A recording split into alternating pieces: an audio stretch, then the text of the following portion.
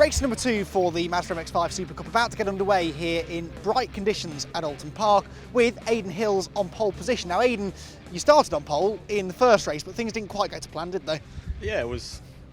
The first few laps went to plan perfectly. You know, we had a gap, fastest lap, and then I saw a little flag come across the line which said track limits for me, so I had to be a little bit cleaner and just drive within myself and make sure that I'm not making any mistakes, because a 5-second penalty with these three behind me, you know you're going to be fourth or fifth.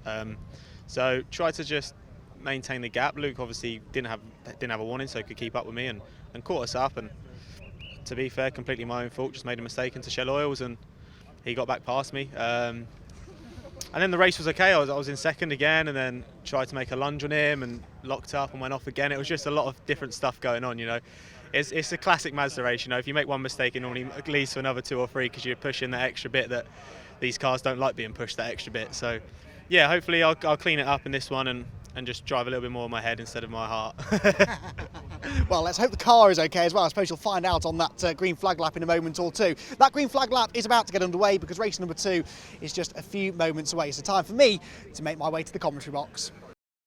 Well, after a spectacular first race of the day, we're expecting nothing different here in the second race at Oulton Park. They start this one based on second fastest tyres from qualifying, so it's Aidan Hills back on pole position alongside Steve Roberts this time. Herbert and Harding share the second row ahead of Will Stacey and Will Stevenson, then Nick Rutter and Gary Townsend on the fourth row. Row 5 for Patrick Fletcher and Bradley Kent. Row 6, Jack Sycamore and David Henderson, with George Grant and Chris Richardson bringing up the rear. So Aidan Hills with a point to prove here, I think, really, after the disappointment of race number 1 where he threw away a podium finish and ended up 5th. He's back on pole position and Herbert and Harding are back on row number 2. Can Aidan take advantage of this? Can Steve Roberts take his first victory of the season? All of those questions and more set to be answered over 20 minutes of racing at Oulton Park. The lights are out, we're away again, and down towards Old Hall Corner. It is a pretty even start from both front row men, but Hills has his nose in front and has the inside line, so should lead. Yes, he does. Steve Roberts trying to come through into second place, which he will also do. Now, do we get the ball safely through? Will Stacey's on the grass, so too Bradley Kent a bit further back, but no spins this time, and the whole field races down towards Cascades for the first time of asking. Jack Harding there going up the inside of Luke Herbert for third, and Luke losing a position, and in fact Will Stacey might get alongside him as well, so not a great start that for the championship leader, who could find himself as low as 5th position on the run down the Lakeside Straight. He's got the tow though from the cars in front. Will Stacey though has the inside line for Island Bend. Who will blink first? Neither of them is the answer. They both run through the corner side by side, but Herbert, by virtue of going around the outside at Island, buys himself a ticket for the inside line at Shell, and Will, in fairness, knew when he was beaten and ducked back in line. There's Patrick Fletcher, who once again has a bit of ground to make up after a slightly disappointing qualifying performance, but we saw him come through from 9th on the grid to finish 6th in race 1. Can he break into the top 5, I wonder, here today, like he did in the first 2 races at Snetterton? Bradley Kent there, the orange and white Essington Kent Motorsport number 44 car, who was part of that battle with Fletcher and Stevenson and Gary Townsend in race 1. Well, that looks set to continue because there are Townsend and Stevenson, there is Kent. The orange car is Nick Rutter, who we didn't really get to see the best of in the previous race after his first corner spin, and then it's Patrick Fletcher, who hasn't quite made the ground in the early stages that he would have liked. With David Henderson, who's chasing that battle. You can see the black car and Fletcher there weaving around. Henderson gesticulating, and I think that's George Grant behind him, saying that they need to work together to try and go after the pack of cars in front. Over Clay Hill, past the water tower, this left-hand king really unsettles the car. Right when you don't want it to be unsettled, because then you're throwing it into the right-hander at Druids. It's side by side almost for the race lead there. This is a familiar sight, isn't it? Aidan Hills leading the way at Oulton Park, but having to weave this way and that to keep the chasing pack at bay. Roberts is still second. Harding still ahead of Herbert then, who has recovered into 4th as we saw. But Aidan Hills, as of now, not really pulling away at the front of the field. Steve Roberts there in second place is really harrying him down towards Old Hall Corner. Herbert, by virtue of being at the back of this group, gets sort of free choice of racing lines, takes a really wide line into Old Hall Corner, and look at the speed it gives him on the exit. It's like he's shot out of a cannon, draws himself alongside Jack Harding for 3rd position. Can he go through? He gets most of his car in front, but he's still on the outside line for the next couple of corners. And again, Luke knows when he's beaten, knows not to fight that too hard. He's got a championship lead to try and protect. He's now 8 points clear of Jack Harding coming into this race, who in turn is another 6 points ahead of Aidan Hills. So Aidan really could do with the race victory here if he's going to have any chance of getting himself back into the championship contention. As I said, that is without dropped scores though. As we get later on into the season, drop scores start to become more significant. You drop your worst finishes and sort of forget they ever happened. It's when they start racking up though, and you get too many drops, too many bad race finishes to drop, that starts to affect your championship hopes. But right now, Aidan Hills, even on outright points, is only 14 points off the championship leader.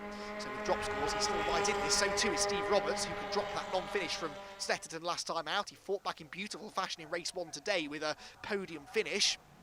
And now he wants his first victory of the season if he can get it, but that will not be easy. Steve's won 2 of these races in the past, of course, though, so he knows how to get it done.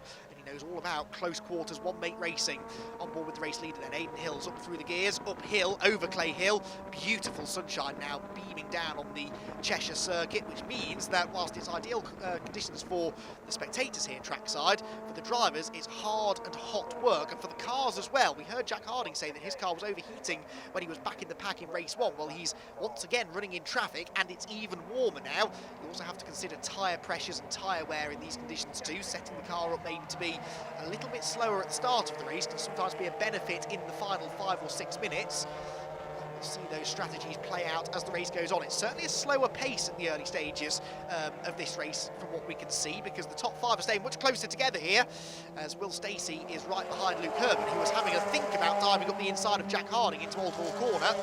These top 5 had already sort of spread themselves out a bit more than this in the early stages of race 1, partly because the cars the second on back were dicing so hard that allowed Aidan Hills to pull away, and Will Stacey sort of dropped off the back of the queue, but that's not happening on this occasion. They're all still running nose to tail.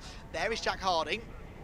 That is really the definition of running in traffic, isn't it? Because he's less than a car length behind Steve Roberts' car, which means that Jack's car is not getting enough cool air into its radiator. The engine, therefore, is starting to run hotter than it should, and that reduces performance, it reduces horsepower. And whilst we tend to think of Oulton Park as a technical circuit, it is a very high-speed circuit as well. There was a mistake there, though, out of the hairpin for Harding, and he did well to get back in line in front of Luke Herbert. Luke could very easily have swept her through there into 3rd position. Didn't quite happen, though. Stacey staying with them as well in 5th place, car number 48 there, looking for his second career victory, or his second career victory. He's one of 20 drivers to have won races in the Mazda MX-5 SuperCup since its inception in 2013. He has continued to be one of the top championships at UK club level motorsport. Many would say actually that the teams and drivers operate at a much higher level than simply club level. The racing is fantastic and always has been. That is why it's so popular amongst the drivers and the fans alike. And Aidan Hills here, whilst out in front of him, he can see nobody. Behind him, he's certainly seeing just how close the racing gets, because he's got this queue of cars formed, and at any minute he's thinking one of them is probably going to have a go at getting the race lead away. He's not defending into Lodge Corner though. Turns in, hits the apex nicely. We maybe accused Aidan of being a bit scrappy when he was under pressure in the first race, but no such mistakes so far in race 2. I spoke to him over the lunch break as well. He was particularly miffed at what happened in the first race and was determined not to have a repeat in race 2. Now, something's happened there to Will Stacey. Look, he's dropped away from the leading 4 now, and look, instantly that frees up Luke Herbert to have a go at Jack Harding. Again, he takes that wide line into Old Hall Corner, cuts back to the late apex, and this time around, no, he still hasn't quite completed the manoeuvre before they turn left at Cascades, and so Harding will fend him off. But that's definitely where Herbert seems to be quick. If you can force the car in front to defend and you take the wide line into particularly a fast sweeping corner like Old Hall, you will be so much quicker on the exit. But the straight between Old Hall and Cascades just isn't quite long enough for Herbert's liking. He can draw alongside but not draw fully ahead. Through the shell hairpin again. That's just detached these two from Steve Roberts and Aidan Hills though, which frees Steve up to perhaps try and do a similar sort of thing to Aidan Hills, try and force him to defend. And now that Steve's not under pressure from behind, he can afford to take some wide, sweeping, momentum-filled lines so as to try and get the race lead away, but not have to worry about defending at the same time from Harding and Herbert behind. Onto the brakes. Still, though, any one of these 4 and arguably 5 drivers could win it, because you have to imagine that as the battling continues to intensify as the race goes on, Will Stacey will probably close in again. Back with another one of the AK Automotive cars. This is David Henderson, running a bit further down the order. So David Henderson turns his way through the Hislop chicane. He's chasing down Nick Rutter, as he was for much of the previous race, I seem to remember. Nick, after his spin, was not able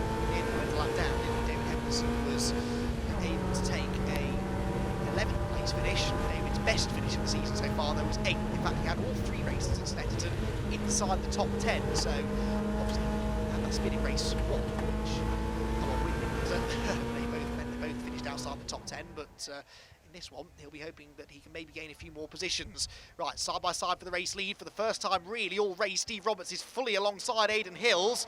Tries again to get the cutback on the exit, but Hills is wise to it, and that was his one chance, wasn't it? Because now, immediately, Jack Harding and Luke Herbert are able to close the gap to the leading 2, and Steve Roberts once again has to think about defending whilst also trying to attack for the race lead. You get one shot at it, and then that loss of momentum from side-by-side running allows the rest to close in. And speaking of side-by-side running, a tardy exit there from Cascades means that Jack Harding is up the inside again into Island Bend. He's going for second place here, carries more speed through the corner, and he has gone through, so Harding into second.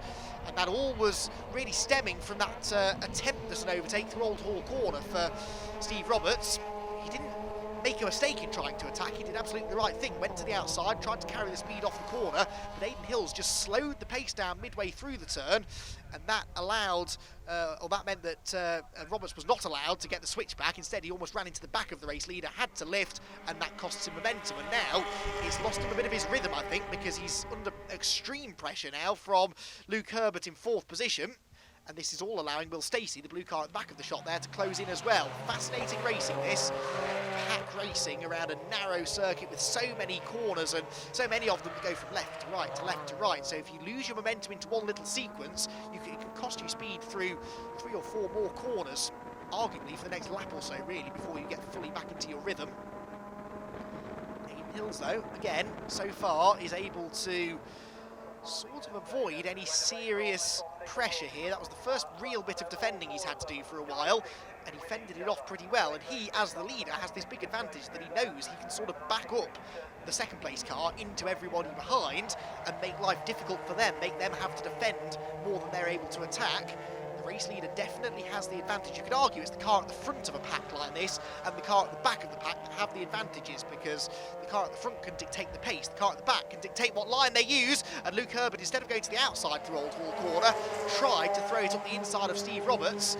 Couldn't quite do it though, gets a bit sideways again on the exit of the corner. That won't do his tyres any good at all. I think they're all struggling really from a little bit of oversteer this weekend. I haven't heard one driver saying that the car is sort of understeering or not turning well enough. Everybody I've spoken to has said that the cars are moving around a lot. It's a high-speed, bumpy, undulating circuit, lots of corners that have bumps or crests just when you're turning in. And because it's such a high-speed circuit, you have to be fully committed, so a little twitch or a slide can often have disastrous effects. Oh, Steve Roberts, with a mistake, runs straight into the back of Jack Harding. What was that all about? Into the gravel goes Steve Roberts, and out of absolutely nowhere, it all kicks off again between our podium runners.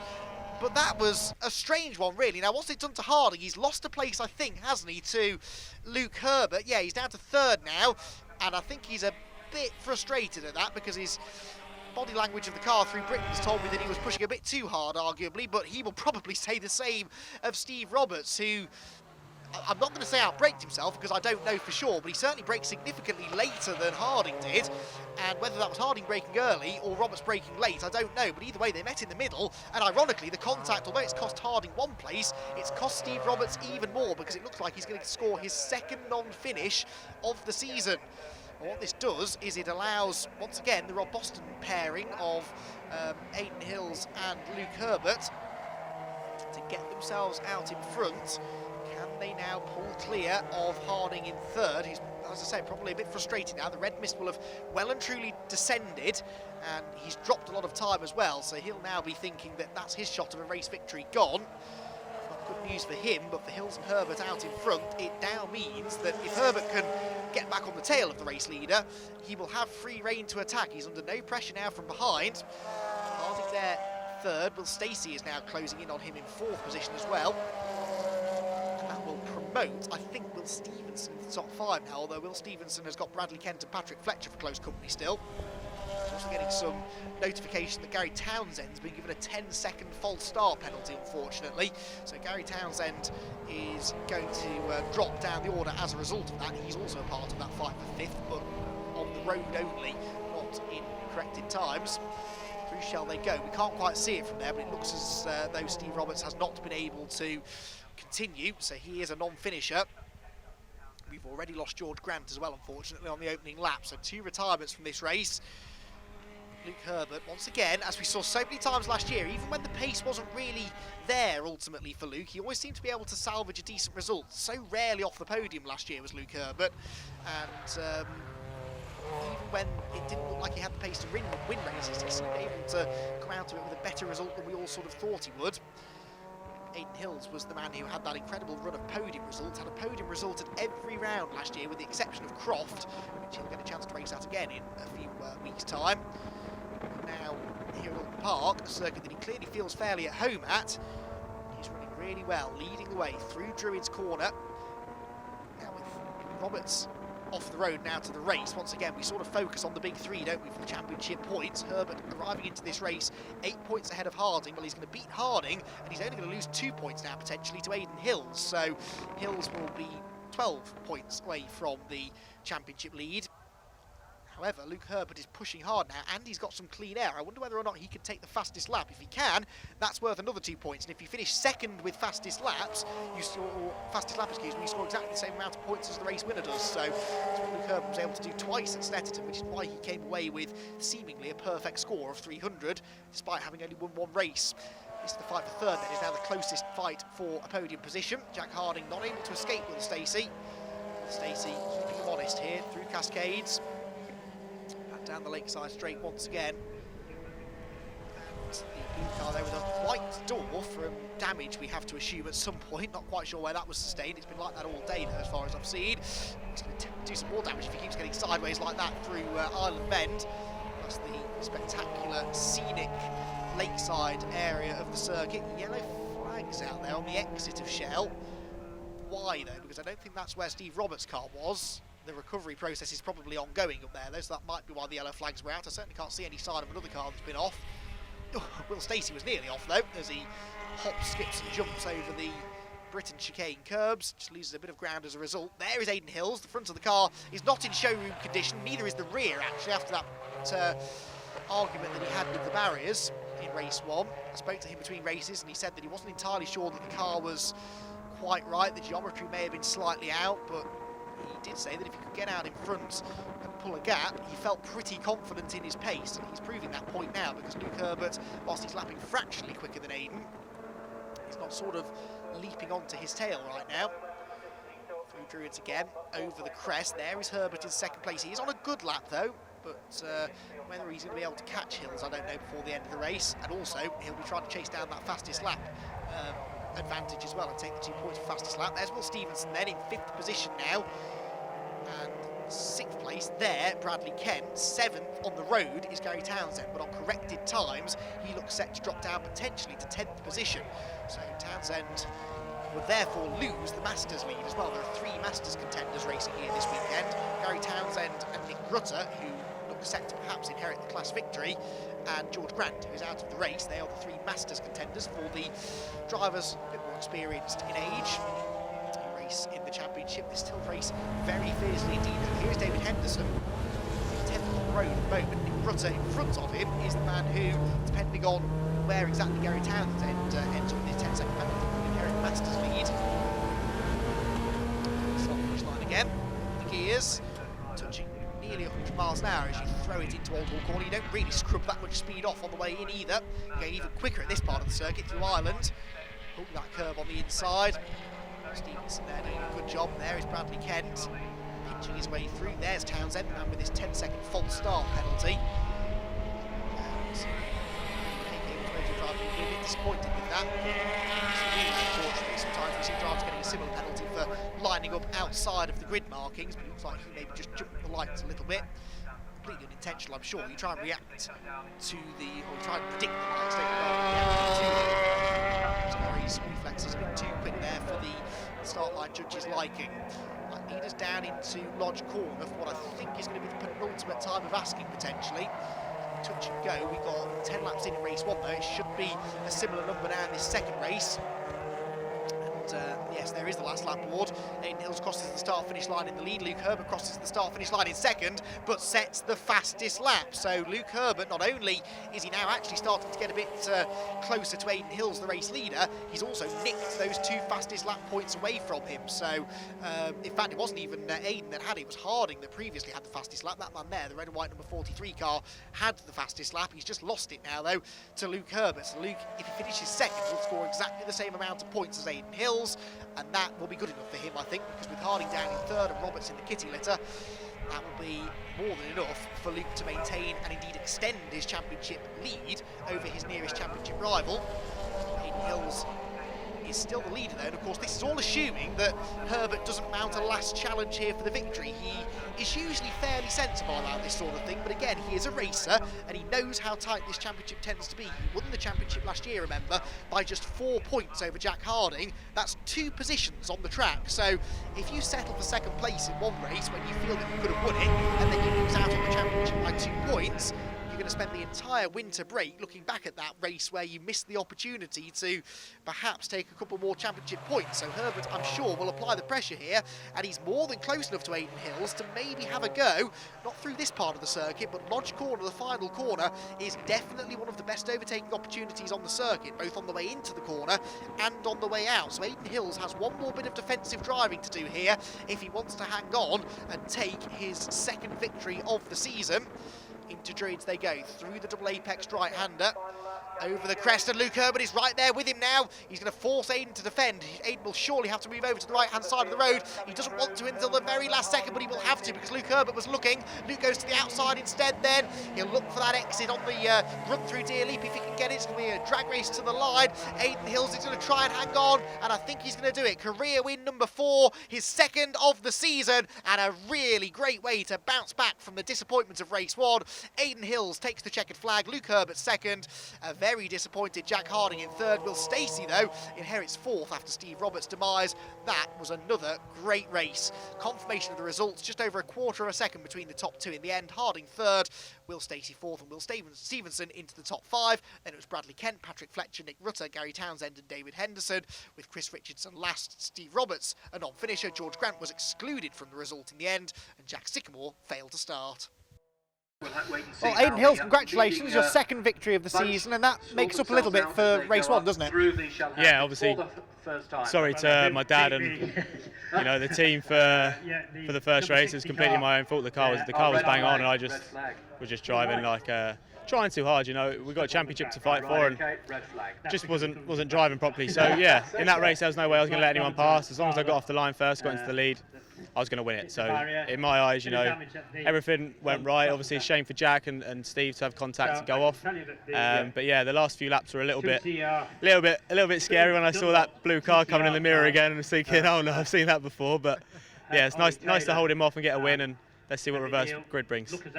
Yeah, I suppose until that point you had a couple of cars between yourself and Luke, and not only did that take the pressure off you, but it meant you could have taken a few more points out of him than you did. Yeah, Luke back and forth and Jack and Steve behind was ideal, really, because he's obviously the lead in the championship and he's won 2 of them. He knows how to win it, so he's just going to keep picking up the points. So him in 4th place was pretty good, really. I looked in the mirror and saw the gap, and I thought, yeah, we'll be all right. And then the contact between Jack and Steve, I saw the Luke behind me. I thought, oh, not again. He just always seems to he just puts his car in the right place at the right time. So yeah, that's why he's won 2 championships. But we'll see how the rest of the day goes. Looking forward to race 3. Well done. Cheers, mate. Well, Luke, second place finish in race 2, some more good championship points there, especially because of the fastest lap. But for a while, it looked like you might not even be on the podium. Yeah, I mean, after the first race win, started third in the second race. Jack got a good start from 4th, straight away got into third, progressed up past Steve Roberts. Again, I was just sitting in 4th. I didn't really feel I had the pace. Well, I don't know if I had the pace or if I was just reluctant to try and make a move on the other guys. So yeah, they were battling ahead. Aiden was leading the train, and then Steve Roberts locked up and hit the back of Jack and moved him out of the way for me. So yeah, I just always seem to be in the right place at the right time somehow. You need a bit to win a championship in the SuperCup. You need a bit of luck. So I seem to be using up mine quite quick. Well, let's hope you haven't used it all up for the rest of the season, because there's a long way to go. How much are you focusing on points though at this early stage? You know that every point matters. Yeah, I mean, I got the fastest lap, even though I come second, I got the fastest lap, so effectively I got points for first place, and 2 points, as me and Jack found out last year, can make a world of difference. So yeah, so it's all about being consistent, just nailing at it. You know, I'd be happy with 4th place in the last one, just as much as I would, you know, 1st, 2nd or 3rd. Yeah, keep the car in one piece, keep the sponsors happy, and then get the car finished and move on to Anglesey. Nice job, best of luck for race 3. Perfect, cheers. Well, Jack Harding, an immensely frustrating race for you, I guess, but you're still on the podium and it's still some championship points. Yeah, it's lucky we didn't DNF, so obviously, like I said, podium's very good. We just got to start, we did really well. In the first lap, managed to get past Luke into 3rd and then past Steve after a few laps. We made a change to the car from race 1 and it seems to have transformed it. It was going really well. So as soon as we went to 2nd and I got onto the back of Aidan, I thought, right, you know, here we go. The wind's coming our way. And I'd literally just got up to the back of Aidan and I don't know what Steve was thinking or what he was doing, but he just tried to go through me rather than pass me or whatever he was doing at the hairpin. So took himself out of the race and, like I said, he just dropped me to 3rd. And then after that, we just had damage on the car. So the car wasn't handling right, and we just dropped back. But you know, like I said, could have been worse. Could have been a DNF. So it's still good points. Still continuing my run of podiums. So I suppose. Yeah, all positives. And of course you're now in front of Aidan and Luke on the grid for race 3, so that's your chance to snap straight back, isn't it? Yeah, hopefully we'll be able to fix whatever's wrong with the car and we'll come through and be nice to get a win, pick up from the bad day I've had. So yeah, we'll see what happens. Best of luck. Thanks.